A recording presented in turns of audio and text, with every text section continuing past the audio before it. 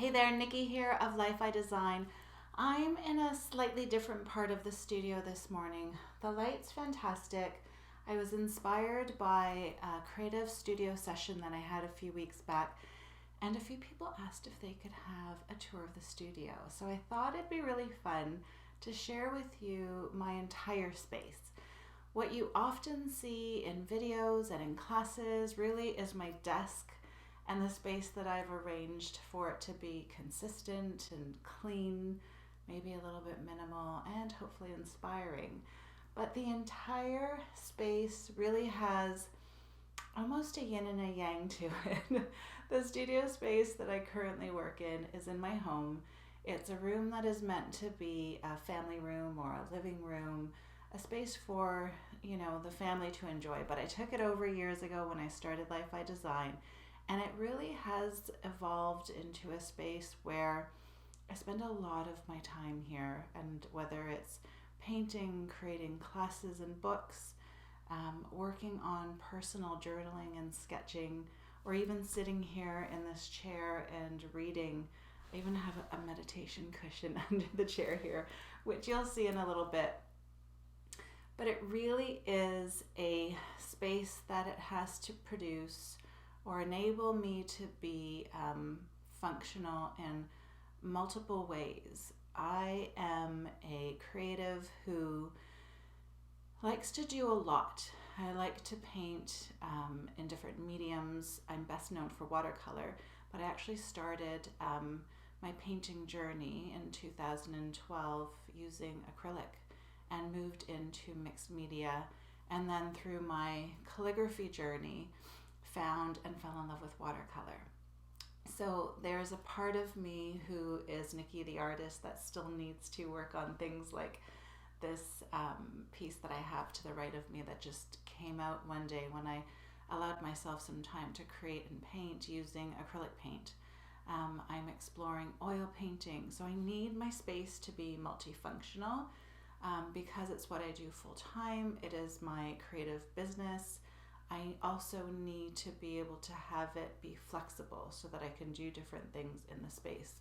I do wish one day to have a studio outside of the house where I can invite the public in more and have some exciting opportunities for other artists to be in, and hopefully I will have that in the next few years or so. But for right now, this space is my cozy haven.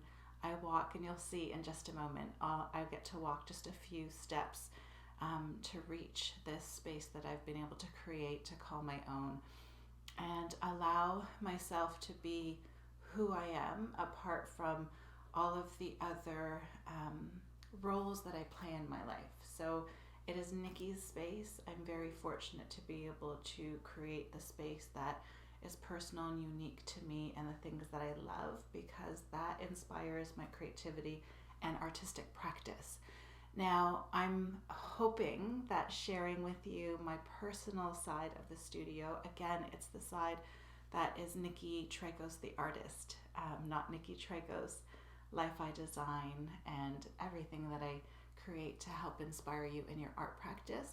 But I'm hoping that sharing the more personal side of my studio gives you a little bit more of a glimpse into who I am and the things that truly do inspire me, because I do want to share more of that this year. So I hope that I still have your attention. I just wanted to give you a little bit of background. I know that maybe you are struggling for carving out a bit of space for yourself. Maybe it's just a corner of a room. That's what I had for the longest time. I was in a basement next to the kids' toys, creating when I was a makeup artist, and even bringing clients into that space. So I know what it's like to not have a full room dedicated to your art. But honestly, if you can carve out just a section and start to draw in things that are you, just you, without judgment. So things that inspire you, and you'll get to see a little bit again when I switch the camera. Then I feel like that will inspire your creativity. It'll inspire you to sit down and paint, sketch, draw, write, whatever it is that you do to express that creativity. And it'll even offer you an opportunity and inspiration to sit down more. to paint, because essentially that's what I want for you. So I'm going to take you through a little tour. Again, the light was just perfect this morning, so I recorded a ton, and I'll take you for a little tour of my personal studio space. So the tour begins on our main floor. There's my little guy Milo. It's our kitchen, and this is how I grab my coffee in the morning, and then this is the big trek to the studio. I go down literally, I think it's 7 steps. And here's one of my favorite refurbished pieces of antique furniture that I love. And this is where you can start to see I place my artwork, things that inspire me, like plants and ceramics. And then this is how I walk into my beautiful sun-filled space. I do only have one window. It's actually a sliding door, so it can get a little dark, but I do have a bunch of light fixtures that I turn on. It was just such a sunny morning, and the light was coming in just so beautifully. I had to start filming as soon as I could. But that's where I get messy, and I infuse my space with lots of antiques and things that speak to me. And then there's my desk, and that's usually the area you see most here online and on social media. So again, my desk faces this window, but then this is the part of the room that makes me always feel excited. It is full. I'm more of a minimalist, believe it or not, but it is full, and there's so much inspiration that I place around me. That little desk is actually from an 18th century farmhouse in Quebec that I managed to find online. And here is where I'll do some collage pieces, work on my portrait sketching. The bigger pieces you see on the wall are my mixed media abstract. I like to work in oil as well. So this is where I allow myself to get messy, to leave everything out, and even to pin up. I just use little bull clips and a nail, and I just sort of pin up what I'm working on and what's inspiring me at the moment. It really is a space that, again, I just collect and add. There's a lot of my vintage finds and antiques that I love so much, but it's really how I infuse personality and energy into my creative space. I really do love to paint in different mediums and even use creativity in different ways, whether it's oil painting or collage work, even graphite and charcoal. There's, part of me that just wants to express and try everything. Making art is all about play for me. I am really curious about all sorts of different mediums and different styles of art. And I'm just lucky that I have this space where I can spread out, get creative, have a bunch of supplies around me at all times where I can just dive in and really enjoy the process of play. Taking old books apart, creating collages, again using charcoal. How I store things and display things is really a big part of how I find inspiration.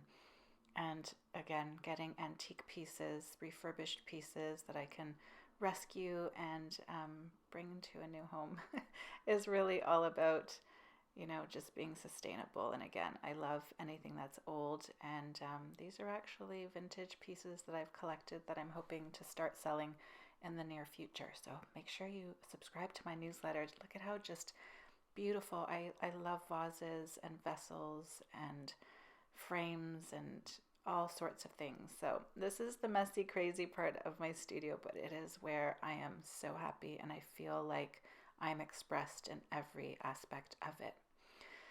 Now, I do love to have areas where I can paint in my sketchbook using my watercolor and making sure I have tools handy and I have access to them really, because sometimes you don't have a lot of time to set up. So creating little palettes, I have these little containers where I'll have different color families that I have handy, my iPad so I can look at my photo reel for reference.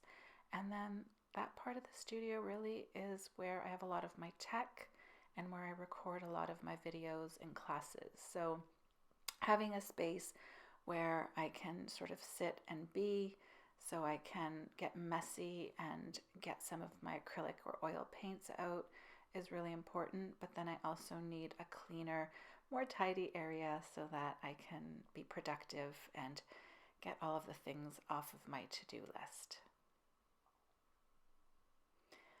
making art and being expressive, like this piece here that I did recently, or even, working in a more abstracted form, it takes a little bit of freedom. And sometimes I just need to sit. I'll sit and journal, I'll sit and read. I'll look through my many books for inspiration and really just sort of decide in the moment what my energy feels like. And that is allowing myself just to kind of be and be free. So I do have different ways of storing and keeping things handy. You can see again just a small selection of what I'm reading at the moment. I have vintage pieces that I collect for inspiration too. Plants are always everywhere around my home, and even baskets and candles.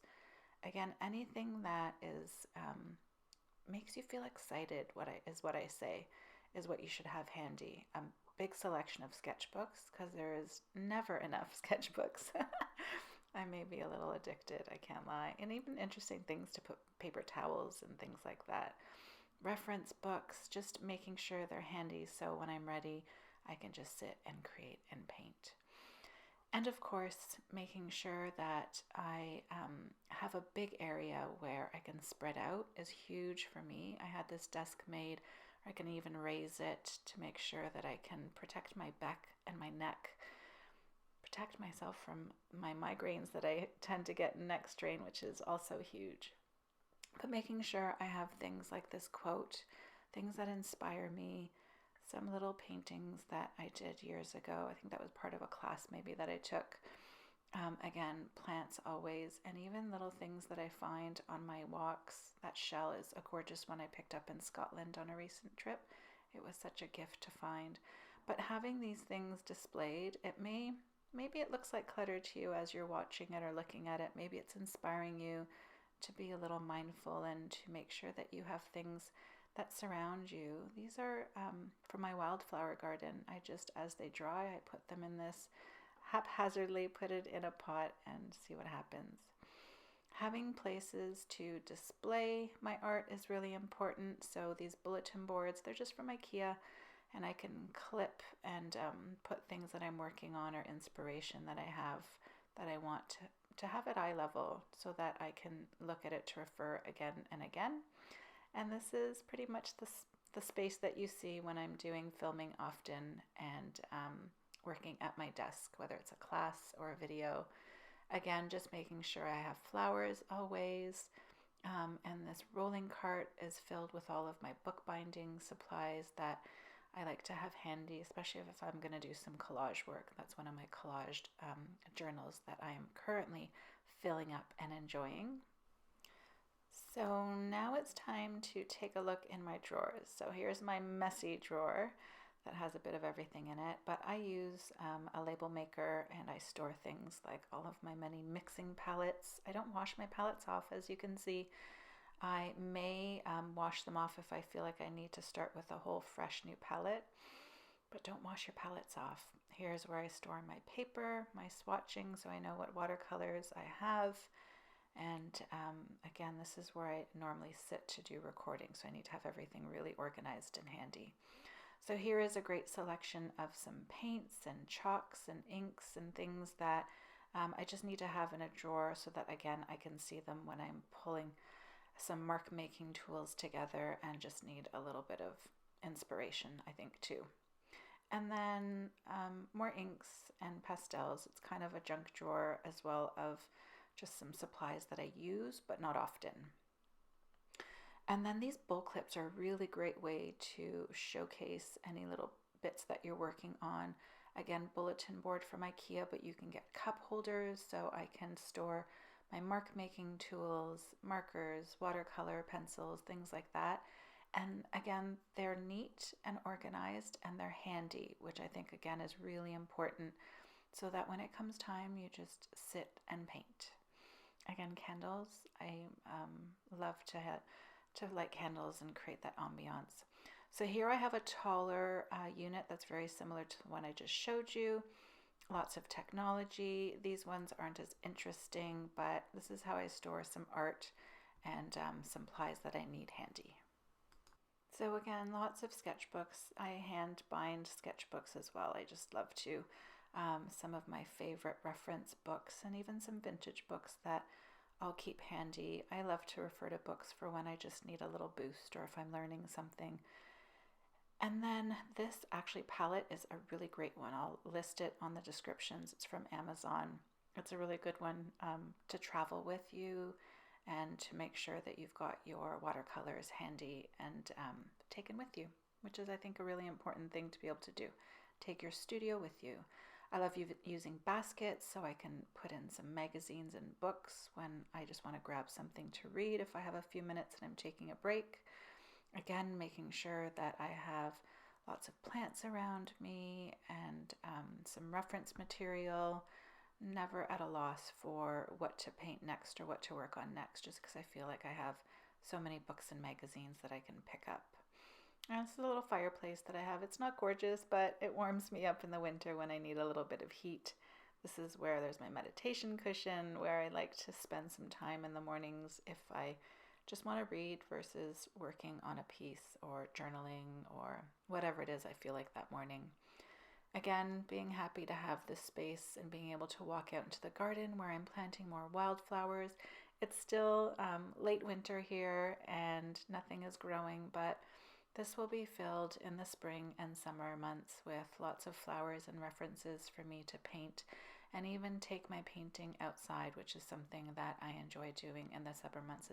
So that's it. That's the studio. This is the outside. I hope you enjoyed it, and comment below and let me know what you think.